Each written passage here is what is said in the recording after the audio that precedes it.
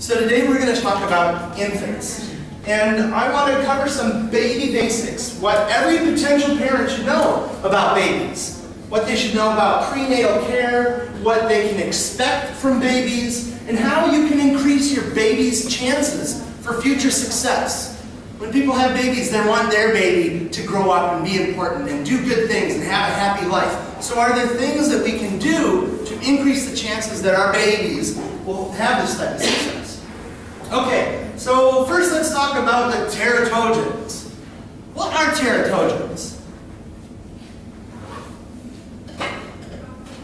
Things that can damage pregnancy.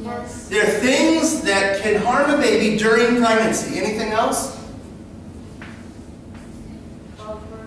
Okay, so we have substances that can harm a baby during pregnancy. What types of things can hurt a baby during pregnancy? Smoking, alcohol, cocaine, coffee, stress. Yeah, stress is actually something that can have a big impact on the developing baby. So things like alcohol, nicotine, caffeine, mercury, cortisol. Cortisol is produced under what conditions? Stressful conditions. Yeah, this is really interesting because a lot of people, when they talk to someone who's pregnant, they'll say things like, oh, don't smoke, oh, don't drink, right? Because they understand that smoking and drinking can actually harm the baby. What was mercury? Mercury. Mercury is a heavy metal that used to be in thermometers. You put it in your mouth, and if you break it, it makes these little balls that are like liquid that are fun to push around, but really dangerous. Silver color. Yeah, very silver color. Mercury is found in fish, particular types of fish. So fish that are predators, that prey on smaller fish, have high levels of mercury. So tuna has a ton of mercury.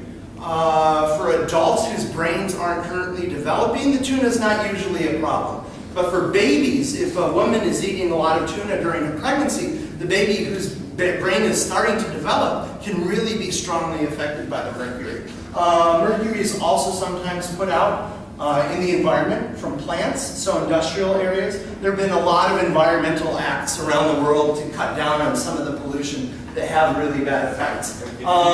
Depleted uranium. So this is something that is currently being used in Afghan, in Iraq.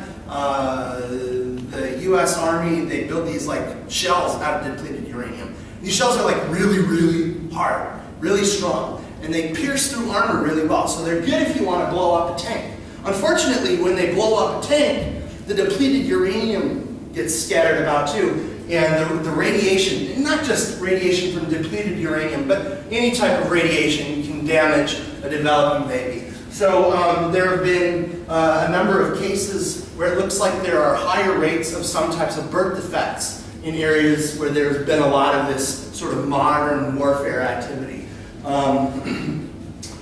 Right, oh, back to cortisol and back to stress. Like, some people don't realize this connection to stress. And they want the mother to like take it easy, and they might say like, oh, don't pick that up, that's too heavy, because they're worried that by picking it up, they might squeeze the abdominal muscles and, you know, lead to a miscarriage. But it's not important just to like take it easy in a physical sense. It's also important to take it easy in an emotional sense too.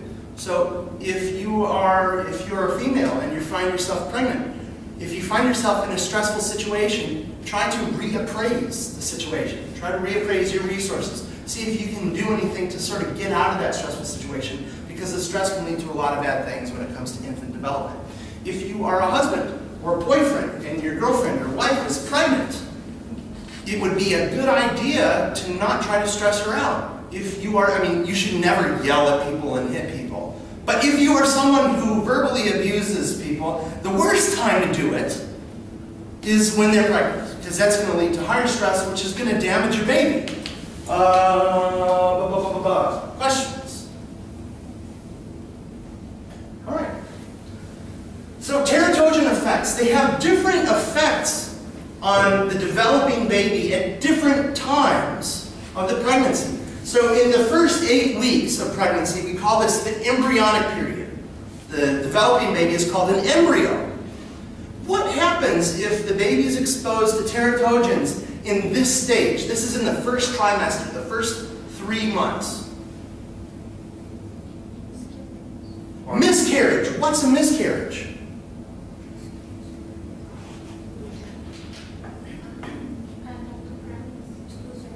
A miscarriage is when you lose your baby. That's exactly right. Why would you lose your baby by being exposed to teratogens? Probably a reaction, like maybe related to the immune system or something. Yeah, it's very, very interesting. The babies, when they're developing, they communicate with the mother's body. And they can communicate things not only like, I need more oxygen, please dilate your blood vessels more so I can get more oxygen, but they can send other signals to the mother's body too. And certain signals will tell the mother that there is something wrong with the baby. And when these signals are strong enough, what happens is a spontaneous abortion or a miscarriage, where the body gets rid of the developing baby all by itself.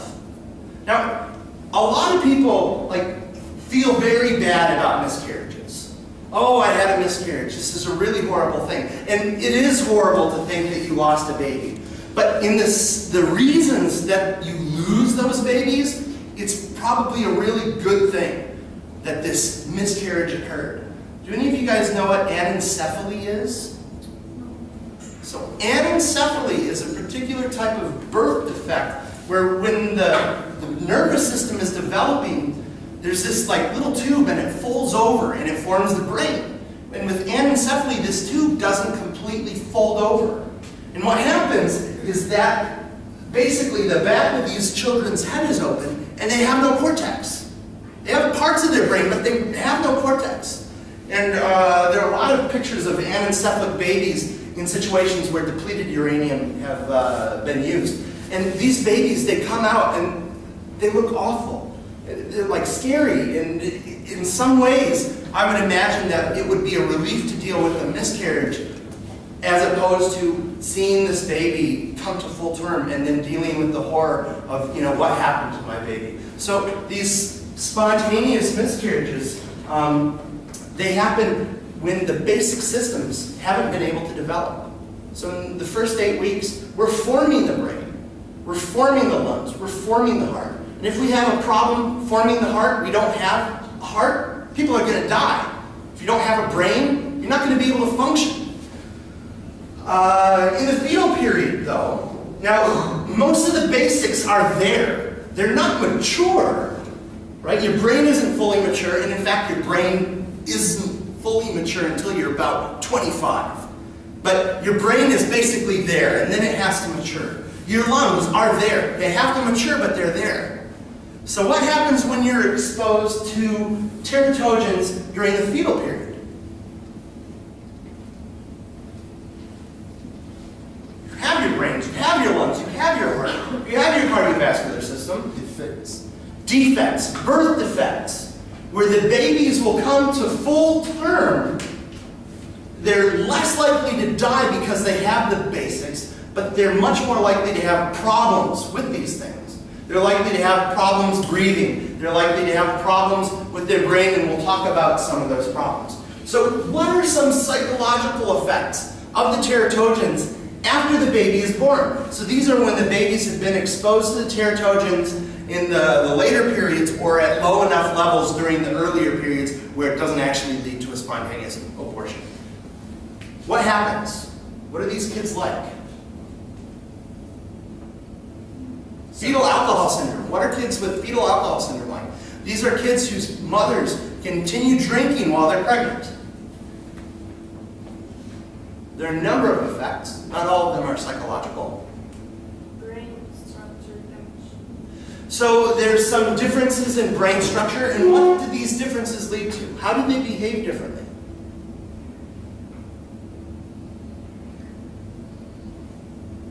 Do they learn faster or slower? Slower. They learn slower. Yeah, you guys are smart. You know these answers. Do they have more or fewer emotional difficulties?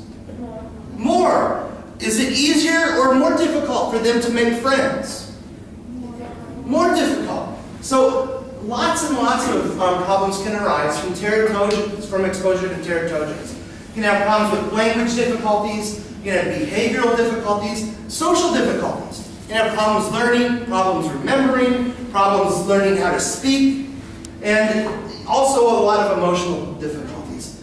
And emotionally difficult kids can be really, really annoying.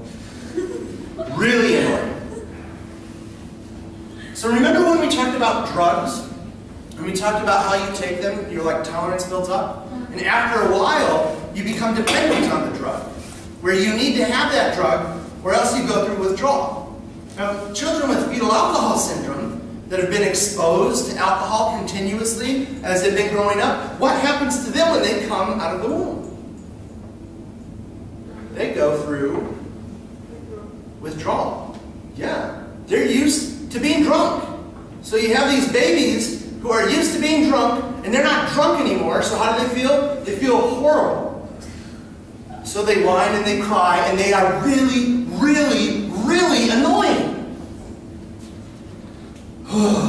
Don't drink. Relax. Don't eat tuna. Alright, let's talk about temper and temperament. So, there are different types of temperaments that children have. What is a temperament? General behavioral attitude. Like a general behavioral attitude. What does that mean? Like angry kid, happy kid. Yeah, do you have a happy kid or an angry kid or a sad kid? This is sort of the idea about what a temperament is. And there have been some different types of temperaments that have been identified for babies. So what different types of temperaments do we have? Easygoing, difficult, slow to warm up. The secure, we'll talk about that in a little bit, because that's an attachment pattern, which is not the same thing as a temperament. You'd be the flexible, I would say that's probably a secure. So we have the easygoing, which is about 40% of the kids. And this is really fantastic news. So what is an easygoing baby like? Huh? They fight? Quiet, I'm sorry. Yeah, they're quiet. They don't cry a lot, they don't fuss a lot. They do cry, they do fuss, but not as much as some of the other babies. What else are they like? Regular in sleeping and They might be more regular at the times that they sleep and eat. If I had a baby that was easygoing, and I wanted to give the baby to Nadia for a minute, because I have to tie my shoes or go to the washroom or something, how is the baby going to react when I give it to Nadia? Be okay. It'll be okay. So my firstborn son was a very, very easygoing baby. I would take him to school with me. He didn't cry a lot, so I would work on my computer, and he would sit next to me and play with the things. And I didn't have to do a lot with him because he was able to keep himself occupied.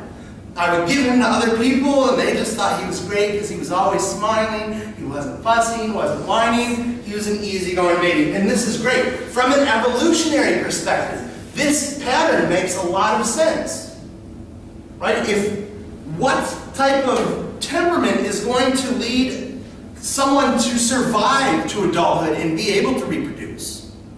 Not all parents care for their children and do everything nice for their children. Some parents kill their kids. They reject.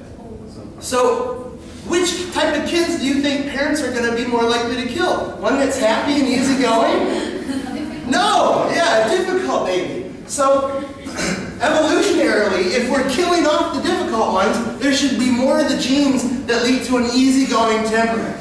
I'm not suggesting that you go and kill difficult babies. There are some other things that we can do instead. Also, we have the slow to warm up. What are these kids like? They're similar to the easygoing babies. In what way?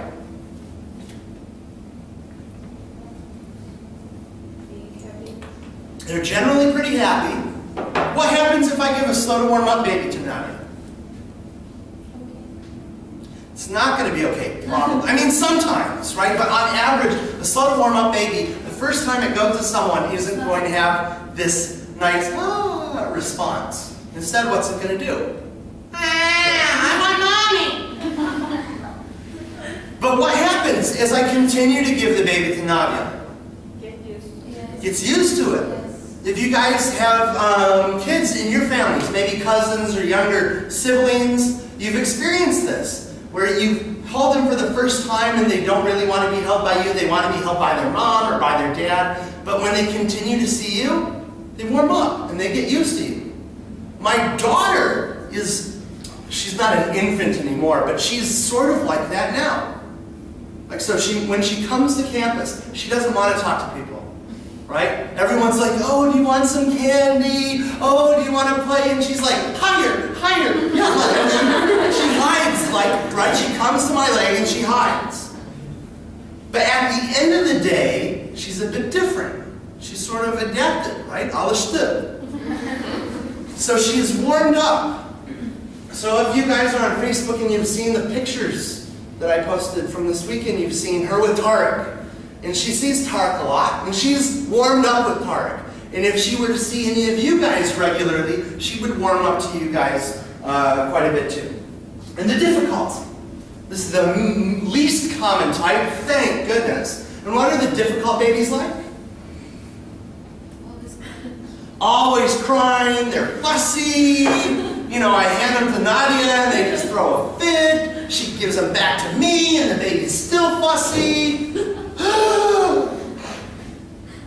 If you avoid teratogens, you have a much lower chance of having a difficult baby.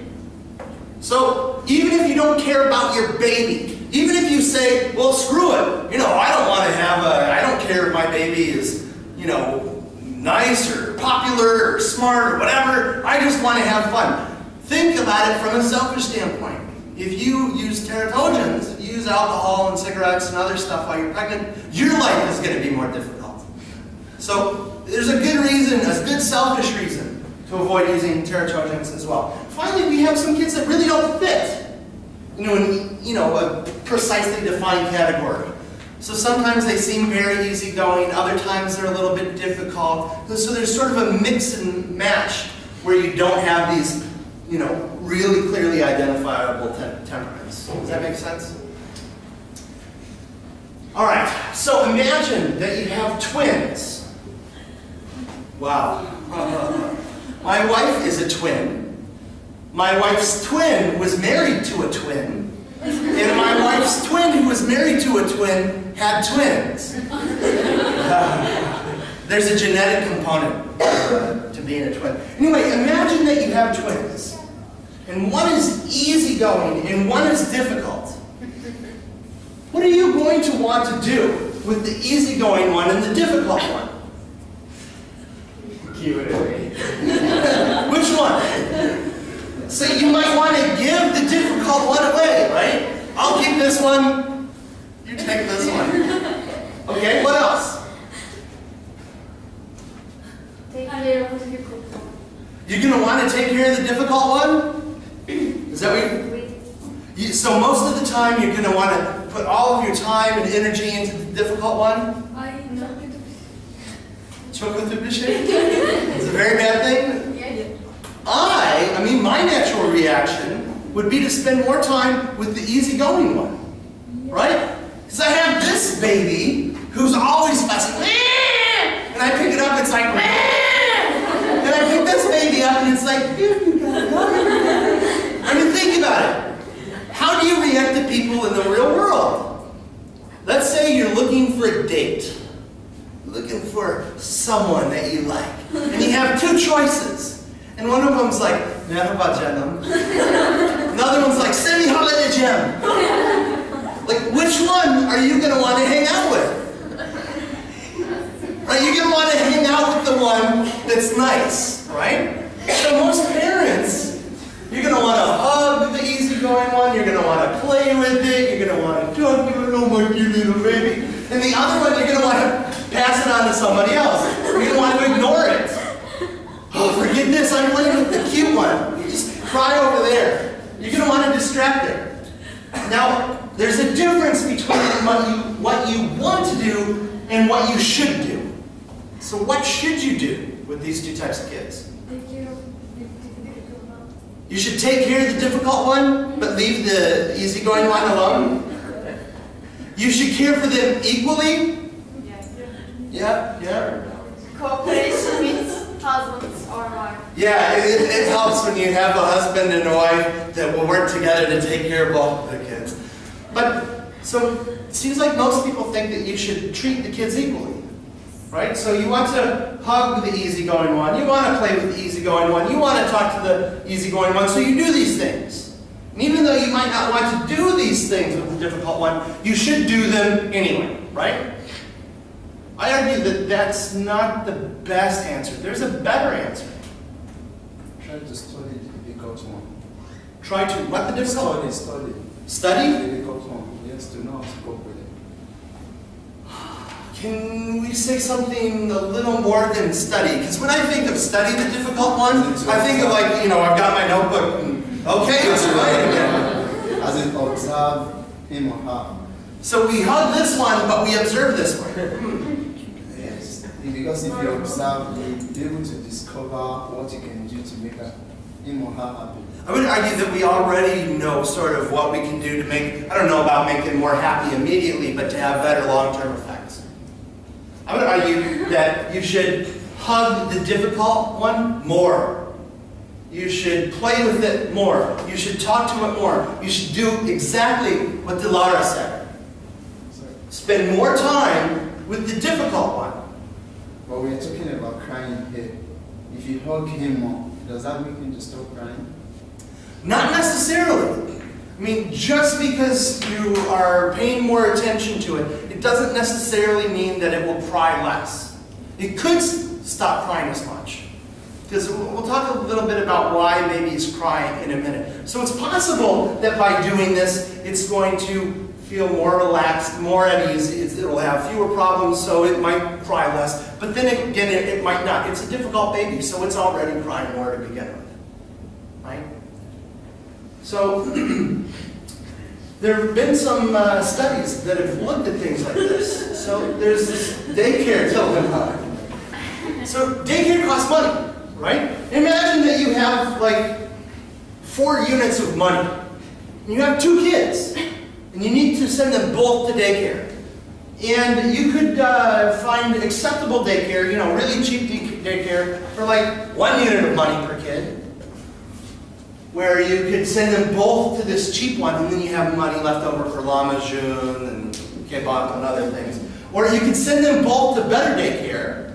And the better daycare costs 2 units of money, right? So you could send them both to that. Or you could send one of them to an awesome daycare, which costs a bit more. So you could send one to awesome daycare and one to acceptable. You could send 2 to better daycare, or you could send 2 to the acceptable and keep the money for yourself. What should you do?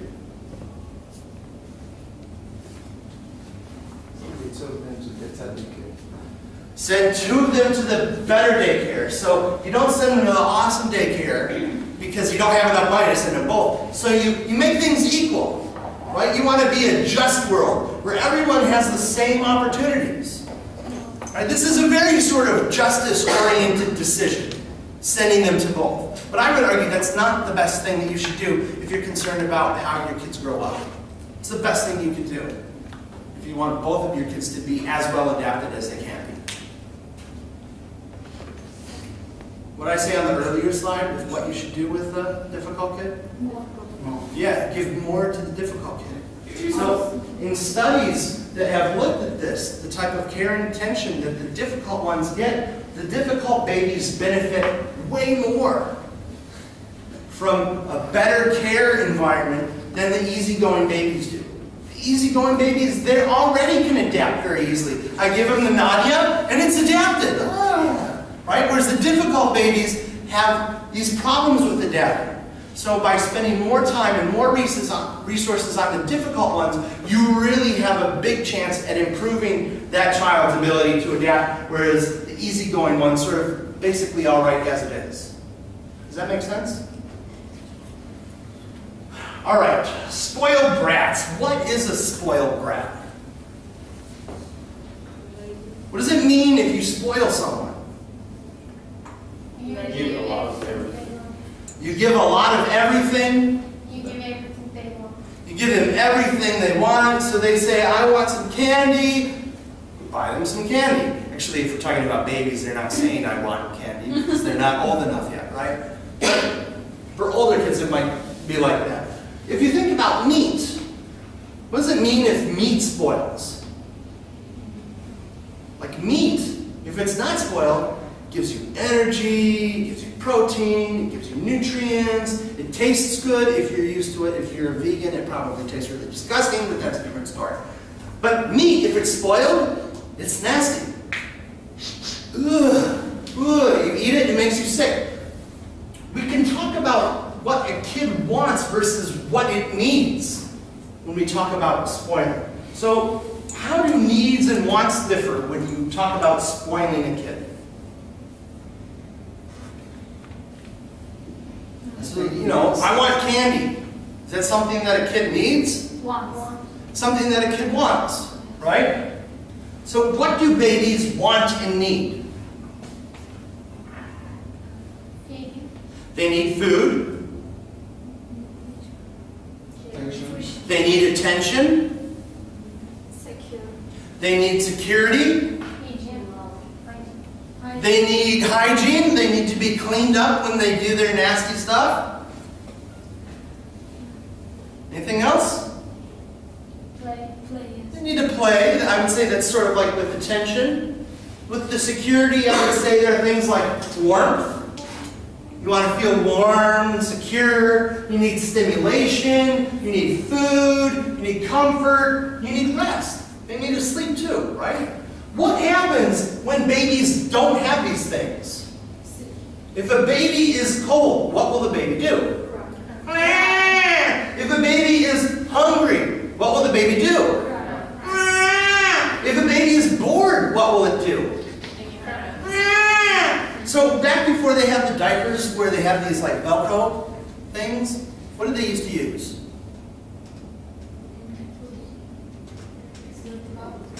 They used cloth, and what kept the cloth on? They would tie it? Really? Say in the States, our cloth diapers didn't tie, they did something else. We would use pins, needles, safety pins, right? So the safety pins, you like put the clasp on so that way the pin doesn't stick out, but sometimes when the baby is moving around, it will stick out anyway. So if the baby doesn't have comfort, there's a pin sticking in its stomach, what will it do? That's exactly right. So when the babies don't have what they need, they cry. So what happens when you meet the needs?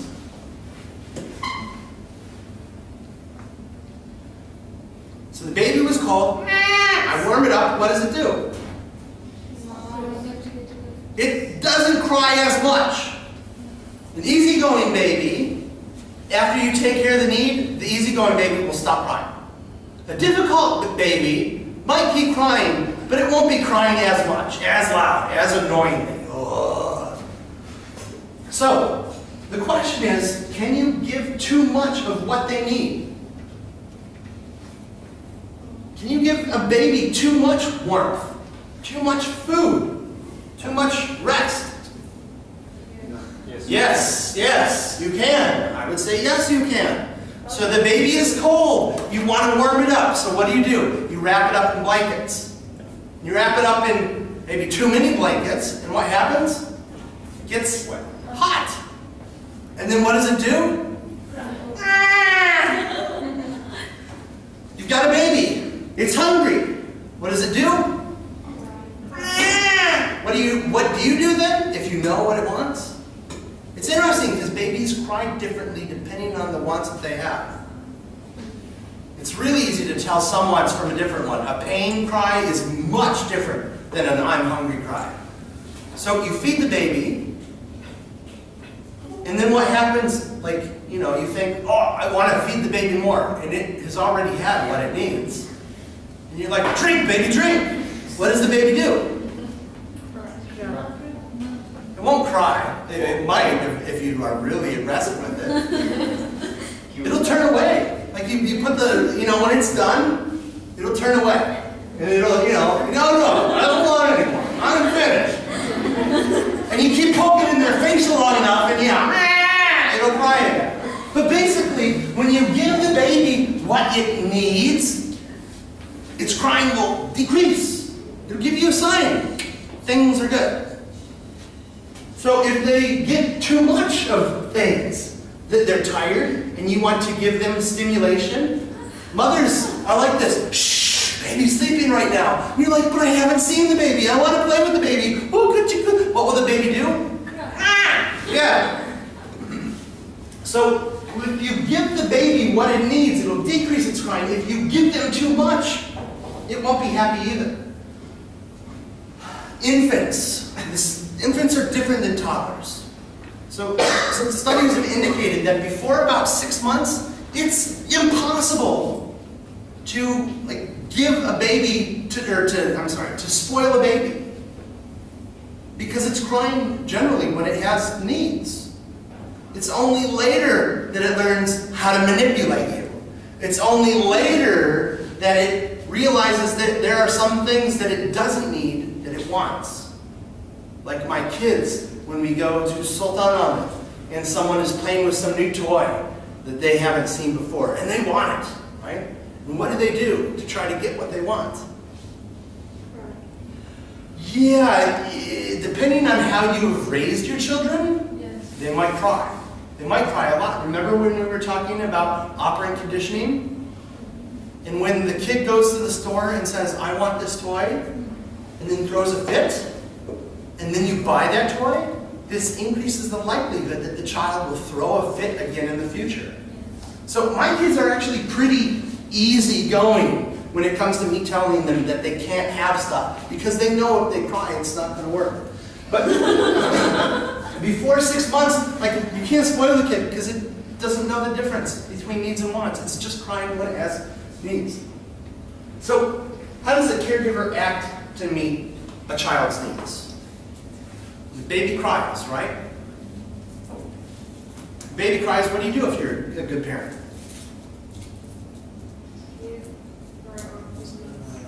I will not let my baby. You're going to provide what the baby wants? You're going to try to figure out what the baby wants and then try to provide it, right? How quickly do you respond? You're like, oh, the baby wants something, it's okay, we can continue having our chai, I'll get the baby in half an hour. No, you help the baby. You go and help the baby really quickly, right? So a caregiver that is adequately meeting the needs of its child will respond promptly, meaning that the baby starts crying and they attend to it very quickly thereafter. They will respond consistently, meaning that basically every time that the child cries, they're going to respond. Remember when we talked about schedules of reinforcement? So with a consistent responding, this is what type of schedule? It's not a variable. It's not reliable. We call it a continuous schedule of reinforcement, right? Every time they make the operant response, we give it the reinforcement, right? So we're offering continuous reinforcement, and we respond appropriately. So the baby's crying, we don't hit it. I can totally understand why people would want to hit a baby. When I had my firstborn, Liam, he was almost always easygoing. This one afternoon though, he cried and he cried and he cried for 4 hours. And Amy was trying to help him, oh, it's okay. And I'm trying to help him. And we're both freaking out. Because maybe he's hot, let's take off his clothes. Oh, maybe he's cold, let's wrap him up tighter. Maybe he's hungry, here, try to eat this. What's going on? And he just cry and cry and cry. And it made us both really, really angry. Because this is increasing our stress, right? The problem isn't that big of a deal, but our appraisal of it is huge. What are we gonna do? Ah! So, I don't know about my wife, but I want to shake the baby, shake the baby. Does anyone know if you should shake babies? Shaking babies is a really, really bad thing to do. Shaking babies leads to brain damage and lots of cognitive, behavioral, and emotional problems later on. don't shake the baby. So I wanted to shake my baby, but I didn't. What did I do instead?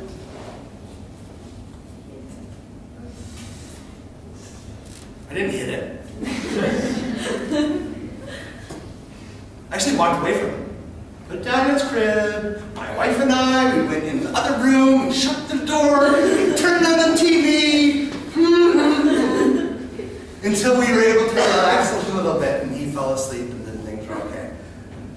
So I understand, like, why some people might want to shake a baby or hit a baby, but this is not an appropriate response. This is not something that's going to be good for the child's development. So how does the child respond if they get this stuff? One, they stop crying so much, but two, they develop a secure attachment. They learn that their parent is reliable. They learn that their parent is providing them with safety and security and food and all of the stuff that they want. So they use the caregivers as a safe base. So if they go into a new area, and they're afraid, they get passed off to someone, and they're scared, what do? They try to get back to the parent, right? They get upset when the caregiver leaves. We'll talk more about object permanence tomorrow. They seek the caregiver when they're upset. What if we fail to meet the needs? So if the caregiver, on the other hand, ignores the cries, this is basically encouraging independence, right? Kid's hungry. It's like saying to the kid, I don't care. Find something for yourself to eat. This is difficult with the baby because it's not really able to find, anything to eat. But this is something that teaches it that it doesn't have someone that they can rely on. I can't rely on you, Mom. I can't rely on you, Dad. So what do? They don't get upset when the caregiver leaves. The caregiver isn't doing anything for me. They're not making me safe or secure or happy or warm or any of that. Screw you. You leave? No problem. They treat strangers like they treat the caregiver. The caregiver isn't really acting like a parent. They're acting like a stranger, right? Actually, there are some cultural differences between Turkey and America. In Turkey, when the baby cries, what do people do? Strangers, what do strangers do?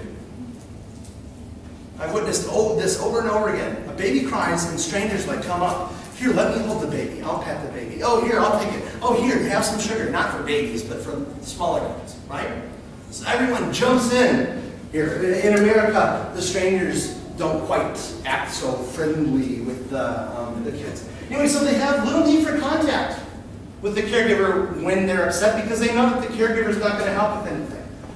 If, on the other hand, the caregiver is inconsistent, sometimes they react to the cries, sometimes they ignore the cries, sometimes they act appropriately, then the child might get upset when the caregiver leaves, but they're reluctant to go back to the caregiver when it returns. They also show a preoccupation with the caregiver.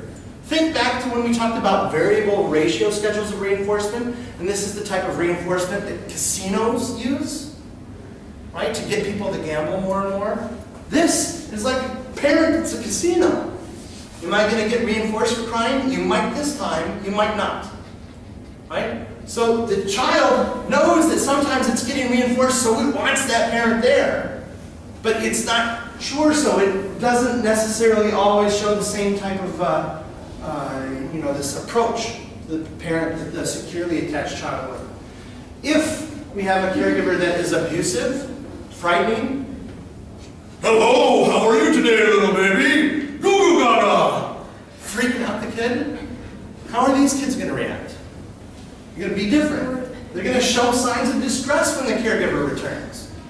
If I'm smacking my kid when it cries, and I come in the door, does this mean, oh good, I'm going to make you feel safe and secure and happy again? No, it means, oh crap, the person who's abusing me is back, so how is the kid going to react? It's going to show signs of distress. It might rock, it might freeze. You might see instances where the baby is coming towards the caregiver, but showing signs that it really doesn't want to. So it's scared, and the parent's the only thing that's providing anything for it, even though we have this abuse a lot. So it comes, but it shows hesitation, because it knows that the parent isn't always providing the best type of, the most appropriate responses. So if we look at the caregiver responses, we can talk about whether they're prompt, whether they're consistent, and whether they're appropriate. When we have a baby who develops a secure attachment, we usually see that the parents provide a prompt, consistent, and appropriate response.